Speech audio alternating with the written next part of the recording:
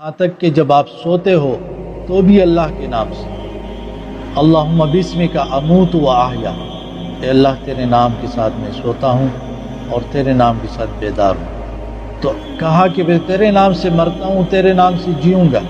کتنے زیادہ لوگ ہیں، اس طرح کتنے واقعات پیش آتے ہیں۔ انسان رات کو سوتا ہے، صبح لوگ اس کو جگانے آتے ہیں، وہ نیند میں ہی مر چکا ہوتا ہے۔ تو یہ نیند بھی ایک قسم کی موت ہے، موت کی بہن ہے۔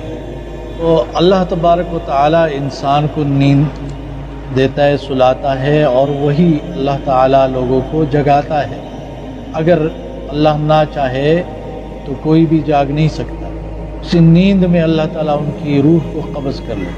اللہ یتوفی الانفس حین موتها والتی لم تمت فی منامها فیمسک التی قضى علیها الموت ویرسل الاخرى الى اجل مسمى۔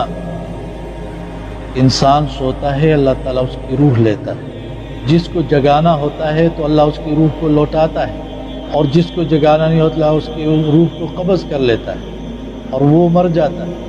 یہ اللہ کے اختیارات میں ہے، سب کچھ اللہ کے اختیار میں ہے۔